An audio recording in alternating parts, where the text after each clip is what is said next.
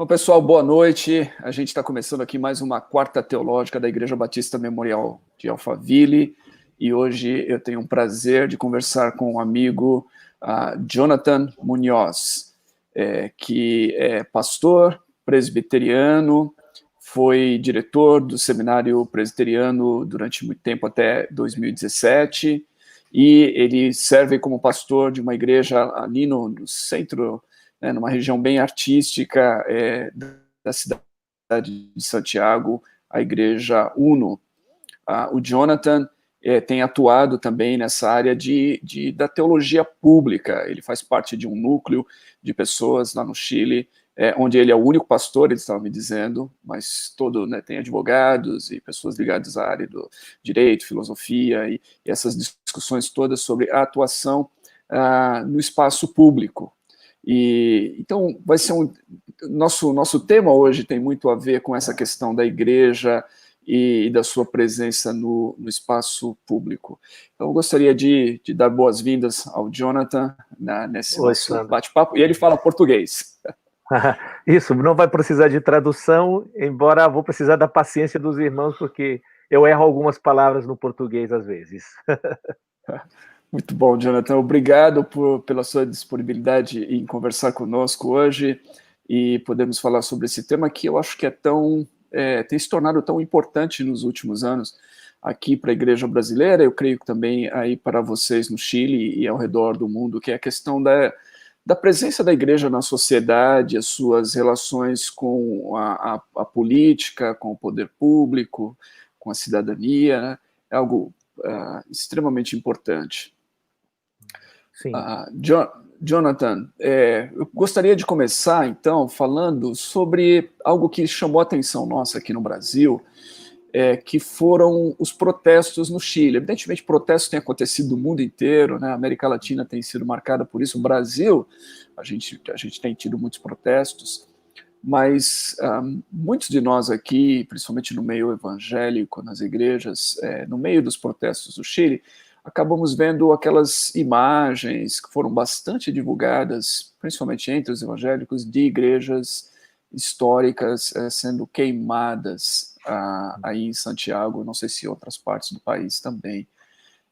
Como é que vocês viram isso? Como é que foi isso para você que está, né, que é chileno, que vive aí e que está no meio disso tudo, ver as igrejas? Você pode falar um pouquinho para a gente sobre isso? Claro, olha, o que tem acontecido aqui no Chile, primeiro, para compreender um pouquinho o fenômeno, é que nós temos um grupo muito, muito radicalizado de anarquistas. Existem verdadeiras células que têm recebido, inclusive, treinamento pela ETA, né, ou ex-ETA, quando existiu no seu tempo aquele terrorismo Vasco, no País Vasco, lá na Espanha, e eles têm tido algum tipo de relação histórica até, e no geral são grupos bem hardcore, no sentido geral da palavra, em todas as aplicações possíveis, e esses grupos, eles têm se mobilizado e têm mobilizado muitos jovens agora à rua. Eles têm conseguido mobilizar muitos jovens que, sem ser parte desses núcleos e dessas células, eles se sentem também que ha havido uma grande injustiça, grandes injustiças durante os últimos 30 anos, talvez 40 anos, num sentido bem especial do termo, né? No sentido de que houve um progresso evidente no que respeita ao nível econômico do Chile no geral, mas é evidente também que esse progresso muito e é considerável para um pequeno grupo de 20% da população, talvez, eu estou sendo otimista aqui, e acredito que isso é uma realidade, e tem menos de uns 5, ou 4, ou 3%, que são os que realmente são os donos das grandes riquezas do Chile, né? Então, essa realidade tem gerado uma insatisfação muito grande no geral na população. Mas hoje nós temos uma geração, chamada também geração woke, acho que vocês também chamam assim ali no Brasil, né? Essa geração acordada, né? Desperta, né? E eles estão... e eles, de alguma forma, participam nesses protestos, gerando uma grande massa de pessoas. Então, mas esses grupos anarquistas existem há muitos anos e a grande massa de jovens está protestando. Nesse meio, acredito, nossa leitura é que esses grupos radicais anarquistas têm feito o que eles sempre sonharam fazer, de alguma forma, que é queimar algumas igrejas. Duas igrejas católicas, especificamente, duas no centro. Uma delas até muito simbólica, porque é a igreja que serve de capelania para a força policial. Foi uma das igrejas queimadas, bem no centro de Santiago mesmo. Até a rua mesmo chama Carabineros de Chile, que é o nome da nossa força policial aqui. Então essa é a rua da polícia, vamos dizer assim. É a rua historicamente da polícia, e ali está aquela capela, que é a capela deles, onde eles fazem suas missas, etc., né? Então, para eles é muito simbólico queimar aquela igreja. E tem outra que muito antiga, muito próxima dessa igreja também, e que eles também queimaram, mas que já no passado eles tinham tirado todos os bancos da igreja para fora, os móveis já tinham queimado na rua, os móveis. Só não queimaram a igreja porque tiveram algum, não sei se dizer pudor, mas tiveram alguma coisa aí, houve um freio naquele contexto. Então, e os jovens, talvez, imagino eu também, wokes, empolgados com esse discurso muito forte, né? Porque esse despertamento é um despertamento em grande medida, né? Não vou dizer que só, exclusivamente, mas é um despertamento de ódio, é um despertamento de rancor, é um despertamento de muita raiva. Então, eles de alguma forma participaram disso também. Eu tenho certeza que isso não foi somente esses grupos mais radicalizados. Mas tudo isso se mistura ali no meio, está tudo aí misturado. Então você tem um núcleo mais hardcore, mais anarquista mesmo, comprometido ideologicamente e até treinado. E depois você tem ao redor toda essa massa de jovens que hoje é uma massa que eles nunca antes tiveram. Esses grupos sempre existiram, mas não conseguiam arrastar pessoas, arrastar gente. Mas agora eles começaram a arrastar muitas pessoas, isso começou em outubro do ano passado. Então, todo esse movimento ainda continua. É interessante isso, Jonathan, porque, ao que me parece, desde do início da última década, quando começaram, inclusive, lá no mundo árabe, aqueles protestos chamados de Primavera Árabe, e que mobilizaram, então, né, centenas, milhares de pessoas em vários daqueles países. Eu lembro especificamente do Egito, onde eu estive, no meio disso, e num período em que ainda estava, né, nessa situação de protestos lá na Praça Central e tudo. Então você tem, a partir de então, né, os protestos se tornaram, parece que, mais participativos, principalmente com as novas gerações, e mais violentos, né? Não é essa a impressão? Você diria que é a mesma coisa no Chile?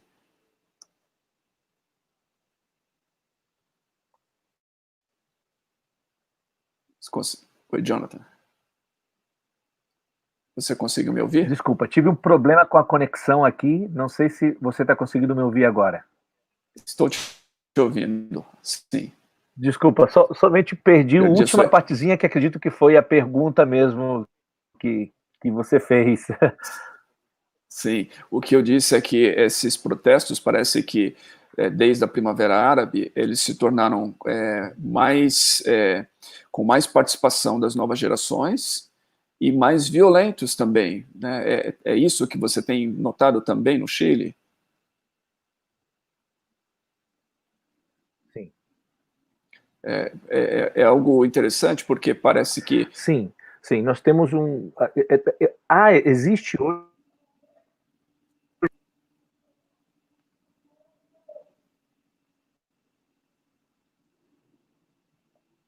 Eu te perdi um pouquinho, Jonathan.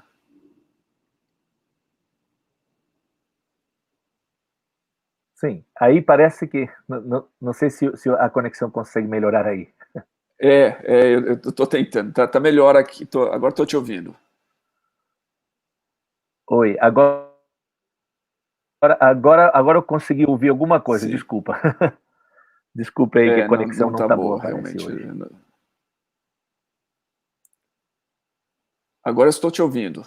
Tá. Então, sobre a questão da violência, eu acredito que existe toda uma geração que está...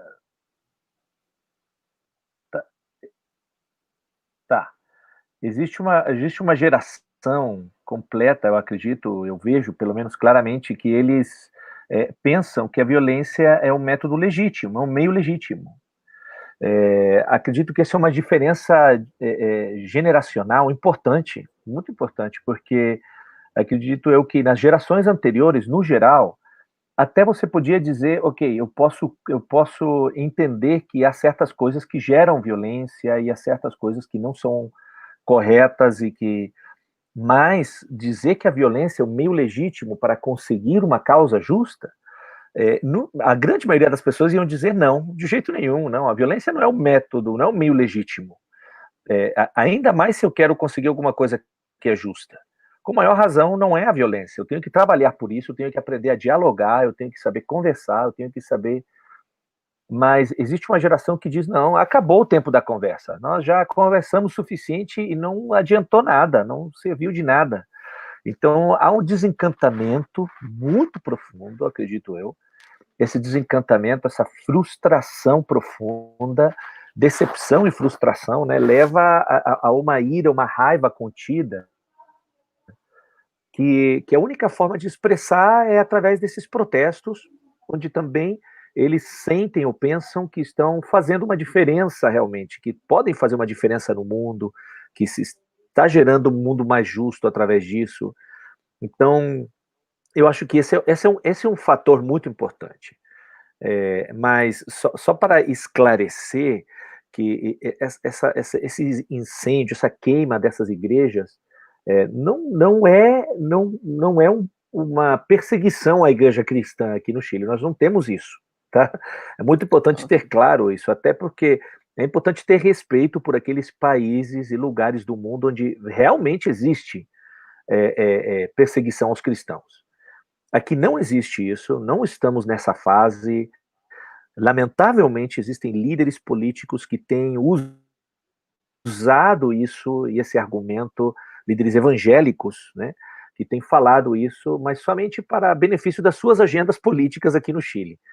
Se você perguntar a qualquer pessoa, líder, pastor, razoável, vamos dizer assim, evangélico, eles vão te dizer, não, aqui nós não temos perseguição à igreja. O que nós temos é um grupo radicalizado que aproveitou essa onda de protestos para fazer o que eles sempre sonharam fazer, que era queimar alguma igreja alguma vez. E eles conseguiram dessa vez fazer, porque era uma grande massa de pessoas na rua e o caos era muito nesse momento. De fato, já levava umas 3 ou 4 horas de protesto violento na rua, quando começaram os incêndios a essas igrejas. Portanto, foi quase uma batalha, tentando chegar até aquelas igrejas. Eles tinham esse plano em mente e conseguiram chegar ali, colocar ou lançar as molotov, então provocar um incêndio. Então, são fatos que, no geral, a ampla sociedade chilena condena de todos os lados, evangélicos, católicos, esquerda, direita, publicamente existe uma condenação pública e aberta ao que aconteceu, e uma perseguição àquelas pessoas que fizeram, que são responsáveis pelos incêndios. Eles vão ter que comparecer perante a justiça pelo que fizeram. Então, isso é uma opinião geral aqui no Chile. Muito bom. É importante a gente ouvir isso, e principalmente porque a distância, né, muitas vezes a gente fica à mercê de determinadas interpretações que são enviesadas ou que são equivocadas, né? Então, eu agradeço você ter esclarecido isso. Eu queria avançar um pouquinho aqui, Jonathan, nessa questão da igreja com a política, né? Tem uma pergunta histórica do cristianismo, que ela foi feita por um dos pais da igreja, o Tertuliano, onde ele diz o que Jerusalém tem a ver com Atenas, né? Se referindo naquela época à questão da relação entre a fé cristã e a filosofia grega. E eu acho que muitos hoje têm essa mesma pergunta quando ficam pensando, né, o que Jerusalém, o que Roma, o que a igreja tem a ver com Brasília, ou sei lá, com Santiago, com a sede do poder político em cada país, né? Qual é a relação da igreja? Como que você vê isso? Como que a igreja deve se relacionar com a política sem ser sequestrada ideologicamente? O que você, nos seus estudos, poderia nos dizer? Olha, eu acredito, Sandro, que a forma de encarar esse assunto é tendo uma clara visão bíblica do cristianismo como a proclamação de fatos históricos reais. Eu acredito que isso faz toda a diferença. É crer realmente que a Bíblia é a palavra de Deus e que o que a Bíblia nos apresenta não é um conjunto ou um set, né? Um set de, de, de convicções religiosas, de convicções ou de artigos de fé.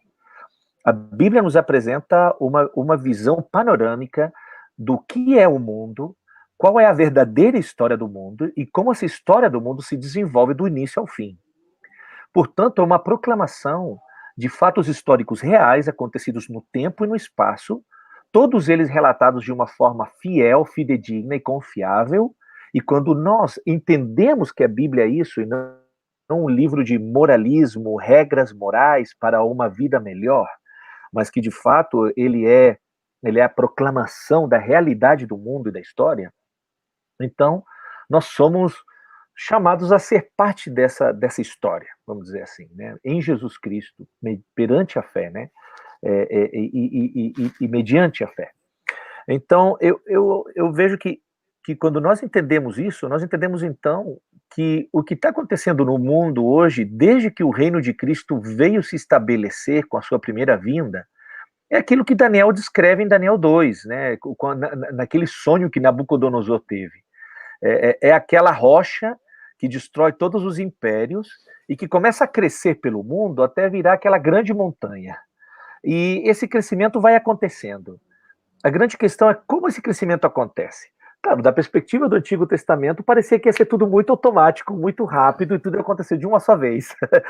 Aí acontece que vem os apóstolos, inspirados pelo Espírito Santo, para nos esclarecer e dizer, peraí, não é bem assim.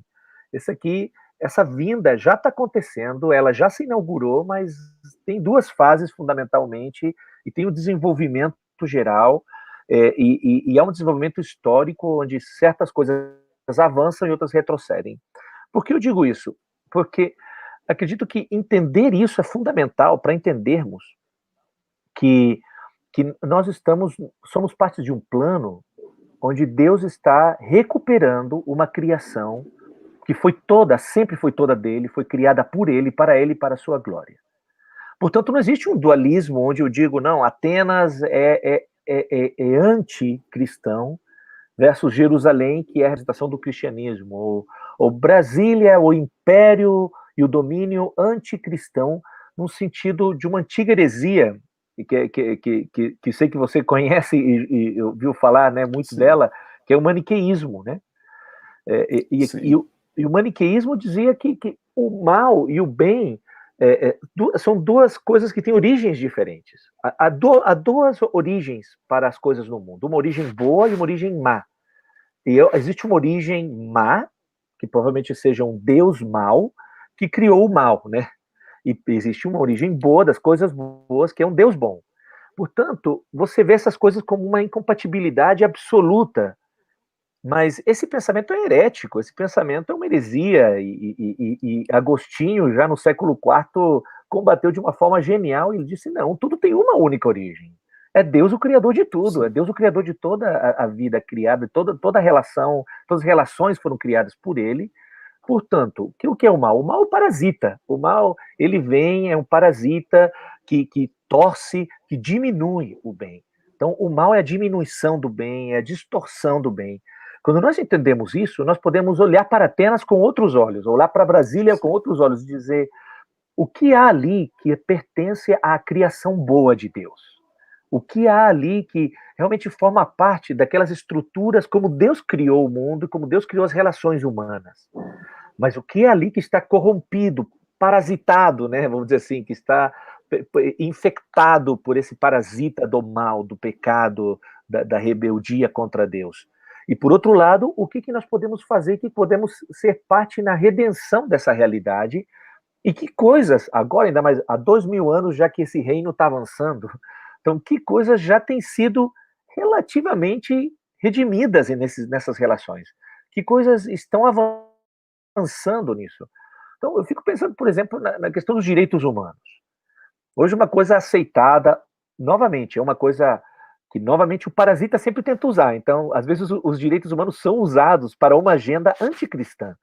Mas os direitos humanos em si são um tremendo progresso para a vida humana, para as relações, que é fruto do cristianismo, fundamentalmente, porque um dia a proclamação do evangelho ensinou para o mundo ocidental que todo homem e toda mulher são iguais, porque são imagem e semelhança de Deus. Houve um dia que esse ensino chegou ao mundo e o mundo começou a compreendê-lo, e tomou séculos até que esse entendimento fosse realmente abraçado. E surgiu a Declaração dos Direitos Humanos como um fruto disso. Um fruto imperfeito, um fruto certamente que tem muitas coisas que precisam ser corrigidas, mudadas, talvez até aperfeiçoadas, sem dúvida. Mas existe essa Declaração de Direitos Humanos que é uma forma de dizer Deus é quem está no poder e Deus é quem criou o ser humano e o criou a imagem e semelhança dele, não tem importância a cor da pele, não tem importância a origem étnica, não tem importância quantas coisas corretas tenha feito, e até não tem importância se a pessoa cometeu crimes, porque ainda o criminoso, ele continua sendo imagem e semelhança de Deus e deve ser tratado com a dignidade própria de alguém que é imagem e semelhança de Deus. Então, esses princípios, esses conceitos fundamentalmente cristãos, nos falam daquela rocha de Daniel 2, né? Aquela rocha que veio e tá possuindo o mundo pouco a pouco, né? E às vezes tem avanços, às vezes parecem retrocessos. Mas eu costumo dizer que o reino de Deus só retrocede para pular, né? Para dar um salto. Se nós não temos fé nisso, Sandro, eu acho que vai ser difícil a gente ter um papel na história, né, também, né? É o que eu vejo. É interessante isso, muito bom, Jonathan, porque se a gente não tiver uma perspectiva, como você disse, a partir dessa metanarrativa ou dessa grande história que a gente recebe das Escrituras, né, como revelação de Deus, e se a gente não tiver uma crença de que Deus é aquele que rege a história, né, que a história ela não fugiu dos propósitos de Deus, que existe, né, existe um telos, existe um fim, existe um propósito na história, e que esse propósito está, em última instância, nas mãos de Deus, né? A gente realmente acaba se perdendo nesse dualismo que você apontou aí, com uma visão maniqueísta, e pensando que a gente está em um conflito aí entre o bem e o mal, e que, quiçá, o mal pode até sair vitorioso no final, né? Mas não é isso que a Bíblia nos mostra, não é isso que a gente tem, e saber de que Deus é o Senhor da história nos enche de esperança no meio desses percalços, dessas dificuldades que a gente encontra no caminho, né? Eu quero ir um pouquinho aqui também.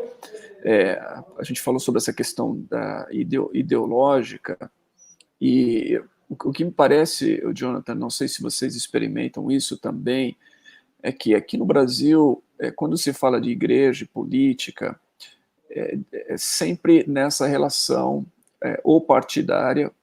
Em primeiro lugar, a igreja sempre foi, assim, a relação da igreja com a política, de um modo geral, sempre foi no sentido de prover votos para determinados políticos. Então, temos a época da eleição, e aí os políticos se aproximam da igreja, porque sabem que é um grande espaço ali, um curral, como é usado, né, eleitoral, onde eles terão ali a possibilidade de ter seus votos. Essa relação ela é histórica aqui no Brasil, não sei como é que é no Chile, da igreja com a política. Nos últimos anos, no entanto, inclusive percebendo isso, muitos têm tentado quebrar essa relação. Mas, ao fazer isso, o que a gente vê é a igreja se aliando, então, a esse lado do espectro teológico ou aquele. Então, a igreja, ou ela é vista como uma entidade que está aliada à direita, ou ela é vista como uma entidade que deve defender a esquerda, né? E isso, muitas vezes, tem causado bastante divisão, até mesmo na comunidade local. Então, numa igreja local, você vai ter pessoas que podem, por diferentes razões, pensar, não, acho que a solução política ela passa pela via da esquerda, ou a solução política só pode vir pela direita. E esses conflitos, então, às vezes acabam abalando a igreja na sua própria senso de comunidade, de organismo local, como, eu arrisco dizer, minam a função profética da igreja. Não sei se você concorda comigo em relação a isso, que a igreja tem uma função que, se ela se ver sequestrada ideologicamente, ela deixa de exercer essa função, que é a função de ser uma voz profética e crítica, tanto desse sistema quanto daquele. O que você pensa disso? Bom, olha, eu vejo que existe um problema de compreensão total, eu acredito, sobre o avanço do reino de Deus. Novamente, a mesma coisa. Nós não somos convidados a olhar o mundo político com uma visão dualista, né? Como se fosse o mundo pertencendo ao mundo material inferior. Portanto, como é um mundo material inferior, são preocupações que têm a ver com a economia, com a distribuição do poder temporal. Então, são coisas inferiores que não têm importância para nós, porque nós estamos engajados em coisas superiores, espirituais, a pregação do evangelho, a nova vida para aquele que crê, né? Enfim, então nós estamos envolvidos em questões superiores, espirituais. Essa visão fundamental, essencialmente dualista, é pagã, não é cristã, origina-se numa visão grega do mundo e um entendimento grego do ser humano. Então, acredito que era ali onde nós, muitas vezes das igrejas como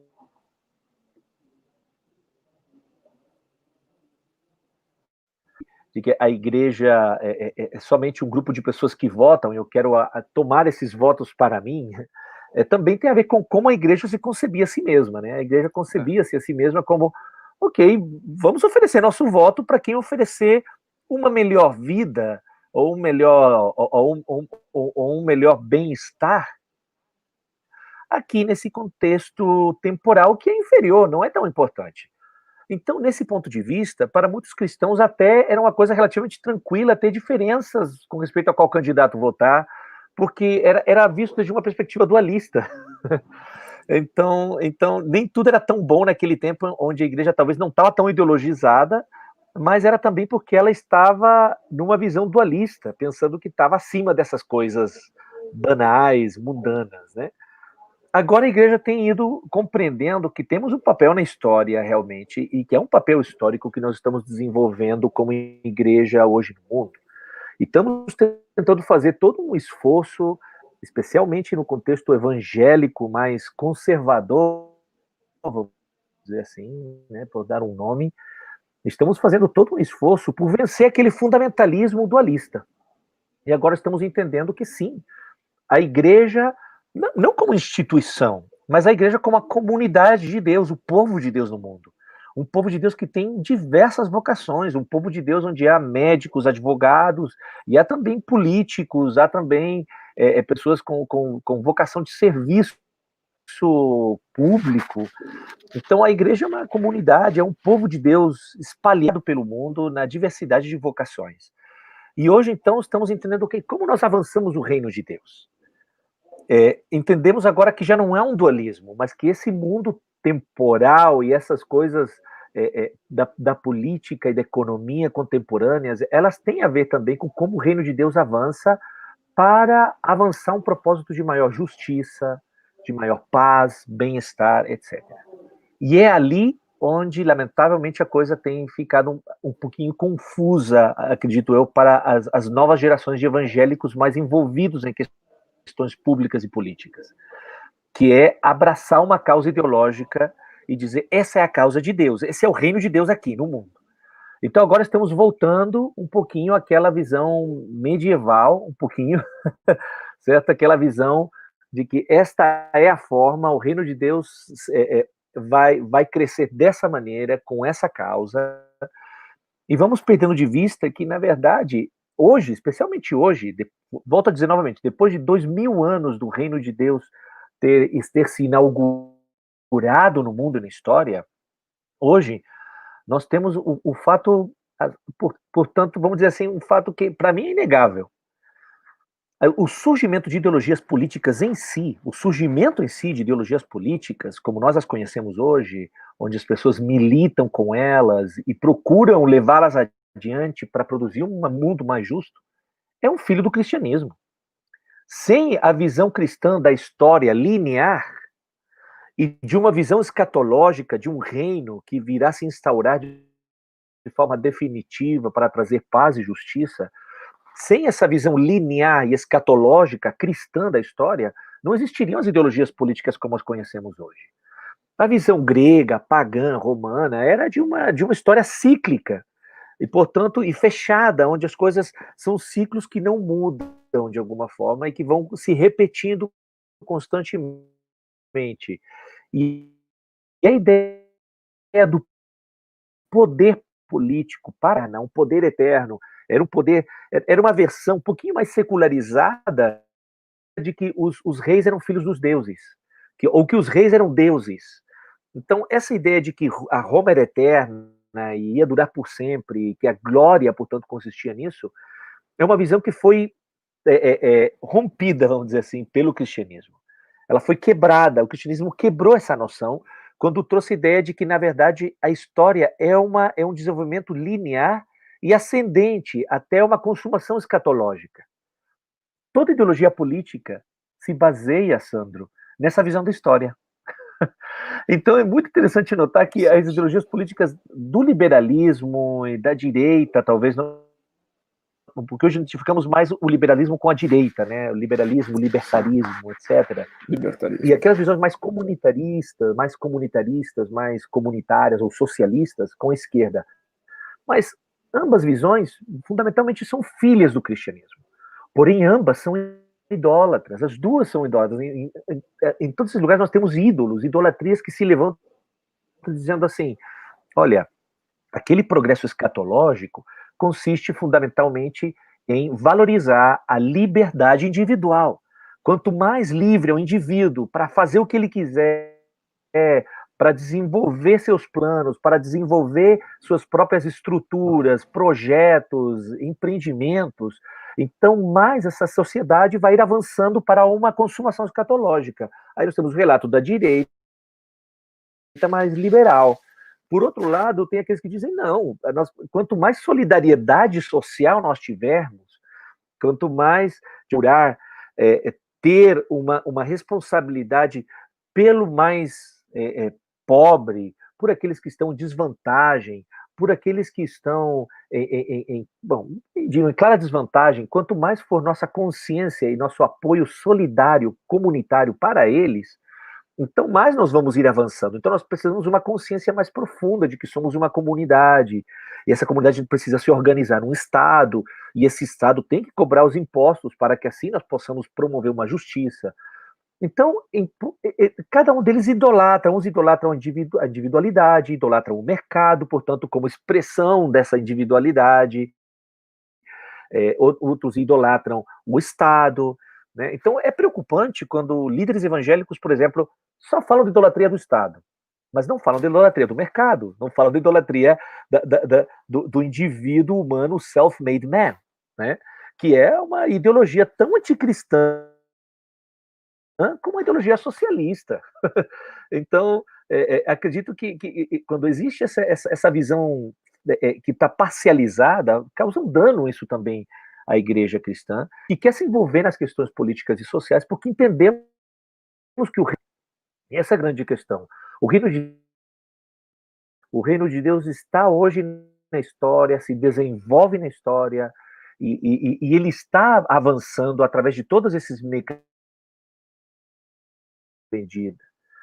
Portanto, eu vejo que nossa dificuldade hoje, e o lado cristão hoje, o discipulado cristão deve ser fundamentalmente, nessa área pelo menos, deve procurar ensinar a como identificar essas idolatrias, compreendê-las e entender que o reino de Deus avança através de uma igreja que serve em todas as áreas, mas que serve sabendo que esse aqui não é seu lar definitivo. De alguma forma, isso é verdade. O lar definitivo é a nova criação, mas que nós estamos manifestando essa nova criação hoje, já aqui.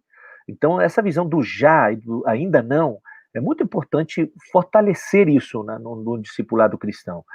E isso que eu acho que pode ajudar bastante. Para mim, o livro do Coises, Visões e Ilusões Políticas, acredito eu que é obrigatório lê-lo. Assim, hoje tem que ler, tem que fazer discipulado com esse livro, tem que ensinar isso.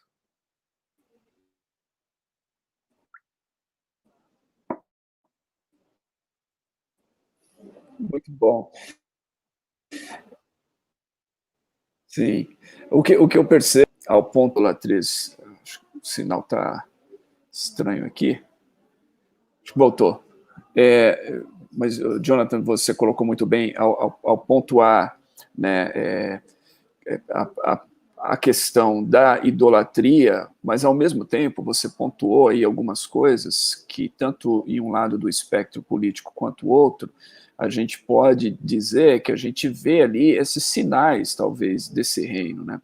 Então, quando se fala sobre a questão da responsabilidade individual, ou alguma coisa assim, ou então quando a gente fala da questão do cuidado também para com os vulneráveis, a gente pode pensar nisso, que a gente vai encontrar, e talvez seja essa dificuldade das pessoas, é que elas veem somente por um lado, e elas tentam usar a Bíblia, a fé cristã, então, para sustentar a sua ótica, a sua visão apenas daquele lado, né? Então elas salientam talvez todos os textos bíblicos que dão apoio a essa ideologia ou aquela.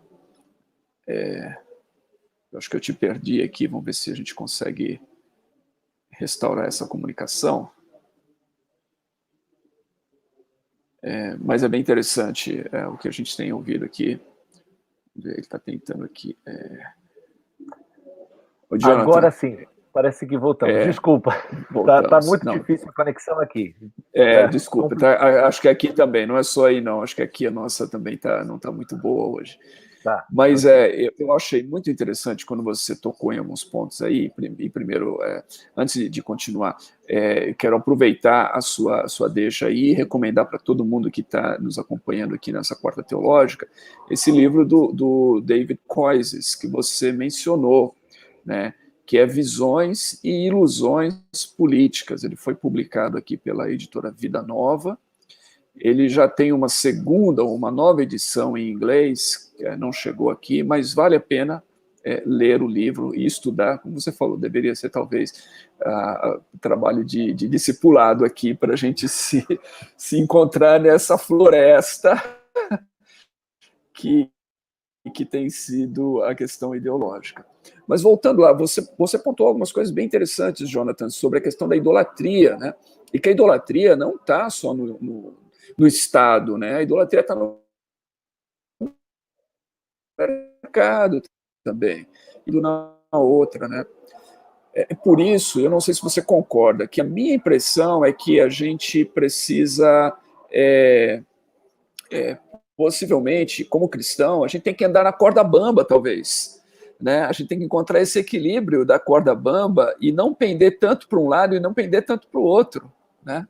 Porque se a gente pender muito para um lado ou para o outro, a gente vai cair nessas armadilhas e possivelmente nessas idolatrias. Você concorda com isso? Eu concordo. Olha, sabe que eu vejo, Sandro, que existe uma coisa muito interessante, por exemplo, com a questão da justiça. É um tema isso. Tem alguns até falando que justiça social é um conceito que não é cristão, que é anticristão. Eu acredito que isso está muito errado, num certo sentido, dizer isso dessa forma.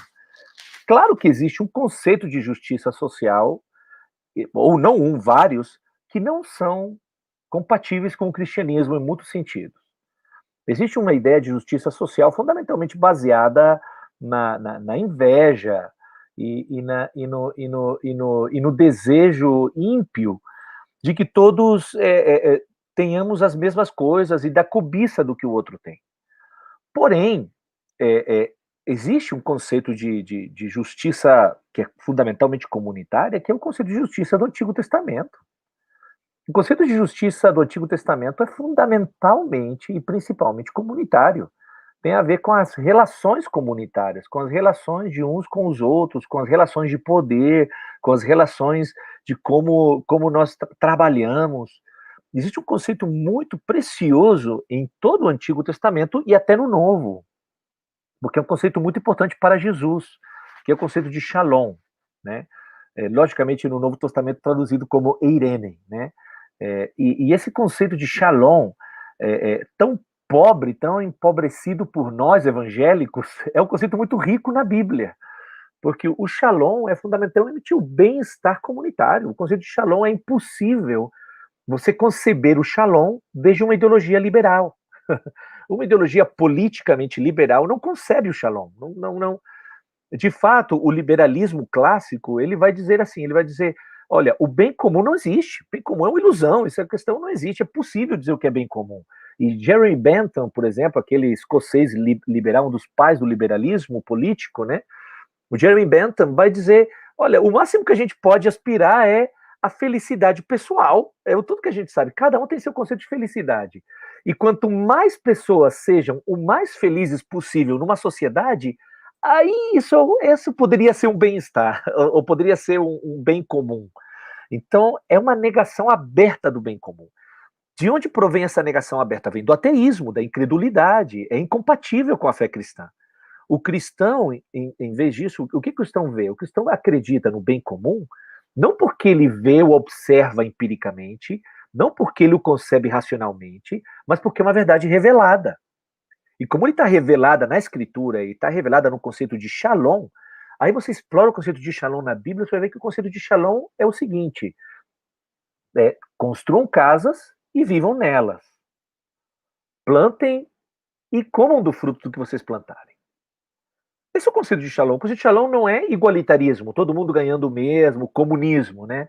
Todos nós com a mesma bicicleta dada pelo Estado, né? Indo para as mesmas escolas. Também não é um conceito comunista, socialista, igualitarista. É um conceito de cada um, de acordo com o seu trabalho e esforço, poder comer do fruto daquilo que você plantou. E esse conceito de Shalom é muito profundo na Bíblia e, de alguma forma, a responsabilidade pelo Shalom é comunitária sempre na Bíblia. Existe uma responsabilidade comunitária pelo Shalom. Uma exegese cuidadosa de Provérbios, nem precisa ser no hebraico não, viu? No português mesmo, só lê com muita atenção o livro de Provérbios e você vê que a responsabilidade social pelo Shalom é importantíssima, que não é suficiente com dar liberdade que cada um procure sua felicidade pessoal. Não é a pursuit of happiness da Declaração de Independência dos Estados Unidos, que é um fundamento, é uma ideia fundamentada em John Locke e também no liberalismo, portanto, incrédulo, né? Não, aqui é um conceito baseado num conceito revelacional, revelado de Deus, de que nós temos uma responsabilidade com o próximo e que essa responsabilidade também inclui uma verdade muito importante, que quem não trabalha que não coma. Então, aí você diz, ué, cadê o cristianismo nisso tudo? É de esquerda ou de direita? Você não consegue colocar o cristianismo, porque a visão de justiça é muito mais ampla. Então, eu aprendi uma coisa que me deixou muito pensando uns anos atrás com Igor Miguel, que sei que você conhece da Igreja Esperança em Belo Horizonte. Sim. Nosso amigo Igor Miguel. E ele me fez pensar uma coisinha que eu comecei a refletir nesses anos. A questão de o que nós somos, afinal? Nosso conceito de justiça é conservador ou é progressista? Poxa, Sandro, em algumas coisas é progressista, porque o conceito bíblico nos faz querer que acabe todo tipo de escravidão. Nós não queremos nenhum tipo de escravidão, nem sequer a escravidão disfarçada, aquela escravidão onde o trabalhador é tratado como um objeto, né? E você diz, não, ele tem liberdade. Mentira, não tem liberdade coisa nenhuma, porque ele não tem opções, ele não teve acesso a uma melhor educação. Então, existem muitas formas de escravidão velada, disfarçada. A prostituição é outra delas, claramente. A questão da prostituição como uma escravidão sexual e econômica, porque a mulher não consegue sair desse ciclo, né? E essa compreensão de que quem deveria ser penalizado é o que demanda a prostituição, não a oferta de prostituição, mas a Verdade. demanda de prostituição deveria ser penalizada. Nós somos progressistas em muitas coisas. Nossa fé cristã vai nos levar a ter uma política progressista da justiça em certas coisas, mas em outras, nossa visão da justiça vai nos levar a uma identificação bem mais conservadora. Qual a questão da Sim. família, por exemplo? A importância da família, de que as crianças possam crescer com um pai e uma mãe que entreguem a eles, às crianças, uma visão do mundo e da vida. E o que acontece com aquelas crianças que são abandonadas? Bom, sem dúvida, é muito melhor que elas sejam acolhidas por famílias, a que elas sejam criadas em instituições, Sim. FEBEM ou o que for. As instituições causam um dano emocional, cognitivo muito profundo. Nós valorizamos a família. É melhor que uma família adote, é melhor que uma família tome uma criança e forme essa criança. Então, nós temos uma visão bem conservadora em certas coisas, mas bem progressista em outras, talvez. Então, não podemos identificar com um lado ou com o outro de forma irrestrita, porque vamos acabar traindo o reino de Deus. Muito bom, Então, Jonathan. o reino de Deus é né? Isso. Sim, sim. Não, eu só ia dizer muito bom isso aí, porque é exatamente o que eu acredito. E eu acredito que o cristão ele não pode realmente abraçar uma bandeira desse ou daquele lado. E se a gente tiver essa compreensão, como você trouxe logo no começo, né, uma compreensão da totalidade, e se a gente conseguir se livrar dessa visão maniqueísta, do dualismo, então a gente consegue se relacionar tanto com a esquerda quanto com a direita, de maneira a identificarmos o que desse lado ou daquele tem coisas que se alinham com a nossa fé e com o reino de Deus, e rejeitar aquelas coisas que a gente diz, não, isso se choca, isso não tem a ver com a nossa fé, isso não representa aquilo que nós somos. Então, é bem interessante isso, porque, como você disse, em muitos aspectos nós podemos ser progressistas e somos, em outros aspectos nós seremos sempre conservadores, e temos que ser. Muito bom. Com certeza. É interessante, a gente está caminhando para o final aqui, eu poderia ficar conversando, eu gosto muito desse tema, eu acho ele tão importante que eu poderia ficar horas aqui conversando com você. Mas infelizmente a gente vai ter que marcar uma outra conversa aí para a gente falar Com sobre certeza. isso. Mas Seria um prazer. qual recomendação você daria a partir do seu trabalho aí recente no Chile com teologia pública? Que recomendação você daria então para pastores e líderes ou para cristãos preocupados com essa relação? A partir de onde eles... Uma você já deu, que já anotamos aqui, a leitura do livro do Coises. O que mais você poderia dizer para o pessoal aqui da Quarta Teológica aqui, que está interessado em compreender melhor esses temas, em se engajar de maneira cristã nessa relação da igreja com a política? Sim, eu acredito que é fundamental desenvolver claramente uma visão, uma cosmovisão cristã. Eu creio que essa é a ponte, vamos dizer assim, de como nós aplicamos a Bíblia à nossa relação e às nossas relações com o mundo ao redor, com a vida política, a vida social, com a vocação, com o trabalho. É a cosmovisão cristã. Acredito eu que nós temos tomado muitas vezes a Bíblia somente como um texto, ou como uma fonte para elaborarmos nossos textos e nossos artigos de fé enquanto a teologia sistemática. E temos uma relação muito sistemática com a Bíblia. Na ortodoxia evangélica, na ortodoxia reformada no geral, isso é muito comum. Eu venho do mundo presbiteriano, conheço bem o mundo presbiteriano, e acredito que temos, logicamente, eu tenho convicção disso, né, que temos uma visão dogmática e sistemática muito rica das doutrinas bíblicas. Porém, acredito eu que temos que ir além disso, temos que, sem negar isso e sem deixar isso por nenhum motivo, mas precisamos nós adotar o relato bíblico. aquele relato bíblico tem que ser nosso relato, e tem que ser o relato que nosso coração deve estar envolvido com ele. É uma questão até que vai além de somente a mente, de somente a intelectualidade. Tem a ver com o coração que abraça esse entendimento de que o reino de Deus está na história. Que Cristo já veio, se manifestou, ele abriu o reino de Deus e abriu o reino de Deus para as nações. E agora, então, nós somos convidados a ser parte, através do batismo, somos parte desse reino, somos convidados. Então, temos que formar parte. Para mim, nesse sentido, por exemplo, para mim um livro que é fundamental é A Igreja Missional na Bíblia, também da editora Vida Nova e do Dr. Michael Gorin. Eu acredito que esse livro é um livro que todo pastor deveria ler, e eu tenho a convicção que todo pastor deveria considerar seriamente, a partir desse livro, com as ideias desse livro, fazer uma série de estudos na igreja, talvez, inclusive, selecionar alguns textos bíblicos da história bíblica e fazer uma série de pregações bíblicas, mas com esse entendimento que nesse livro se apresenta de uma forma muito bem sintetizada. Não estamos dizendo que seja um livro total, absolutamente original, mas é um livro que consegue sintetizar muito bem essa visão que nós somos desafiados a ter de a Bíblia como uma lente para entender a realidade total. A Bíblia como lente para entender a realidade total. Então, para mim, esse é um livro que pode ser muito útil. A Igreja Missional na Bíblia, do Michael Gorin. Uma luz para as nações, né? Acho que é o subtítulo do livro. Sim. E eu penso também que logo disso existe uma coisa muito importante junto com isso, que é o segundo, que forma parte, mas que vem depois disso. Além de motivar, incentivar uma visão bíblica do mundo, da vida, no geral, também temos que mostrar para cada um dos membros das nossas igrejas que a sua vocação, ela existe por causa da missão.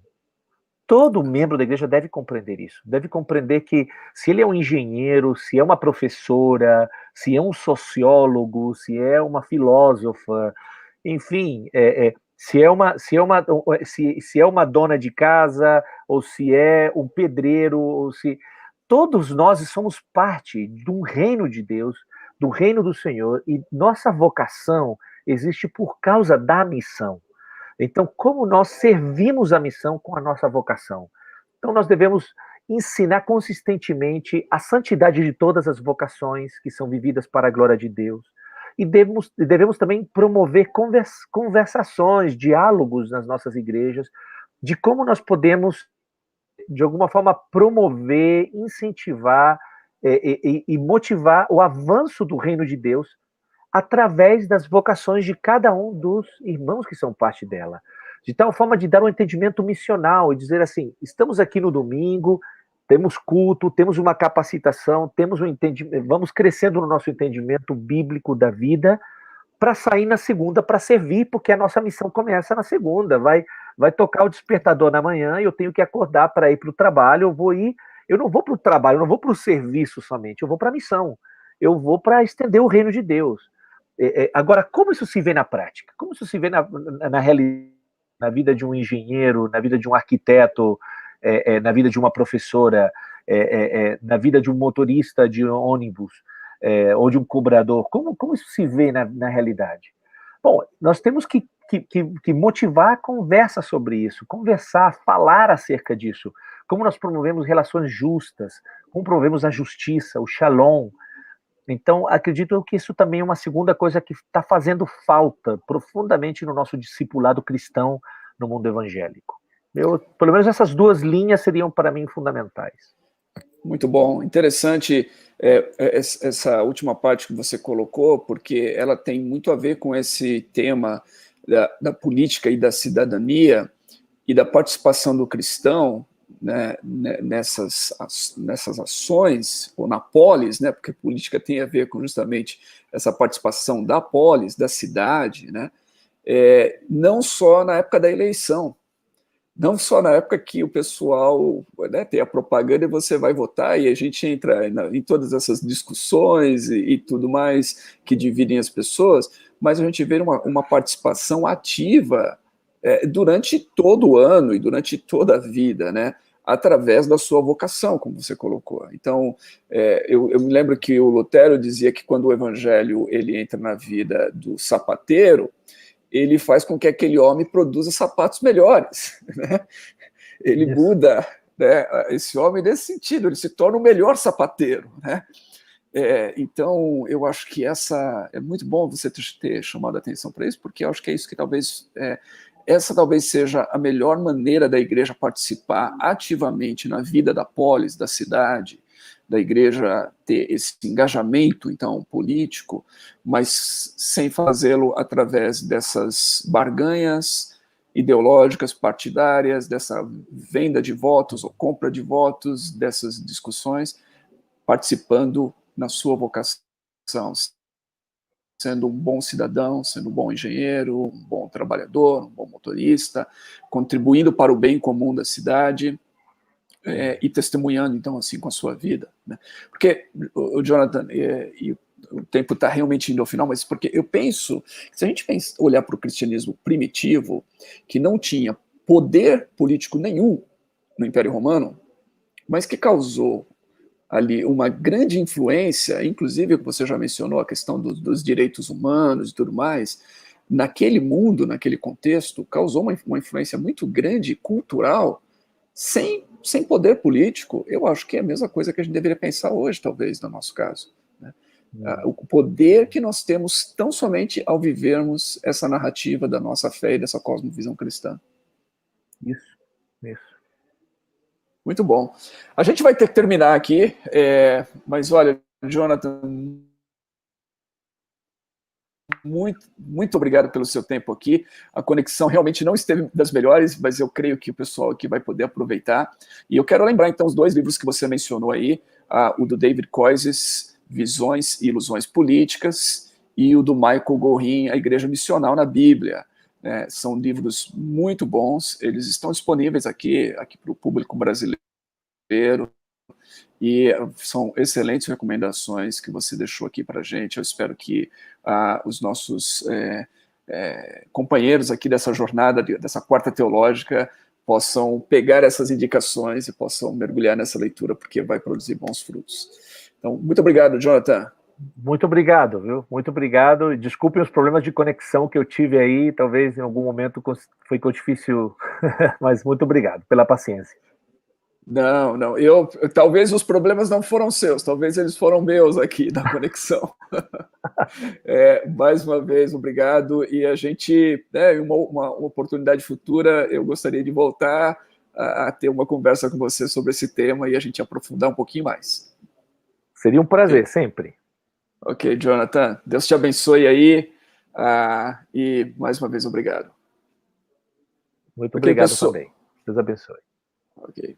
Pessoal, então nós vamos agora concluir esse tempo aqui, e eu só quero agradecer a todo mundo que esteve conosco aqui durante essas quartas-feiras do mês de novembro. Nós tivemos aqui diversos temas bem interessantes. Eu vi algumas pessoas falando sobre aprofundar nos temas, e realmente a ideia desses momentos aqui era justamente lançar alguns desses temas e provocar em você o interesse de se aprofundar neles. Quem sabe no futuro a gente tenha condições de desenvolver cada um desses temas de maneira mais aprofundada. Então eu quero agradecer a sua participação, eu oro para que Deus possa continuar edificando a sua vida, que você possa continuar crescendo no conhecimento teológico e crescendo no conhecimento do seu chamado e da sua vocação para viver como filho de Deus nesse mundo e para brilhar nesse mundo como luz e para salgar esse mundo como sal. Que Deus te abençoe, tenha uma boa noite.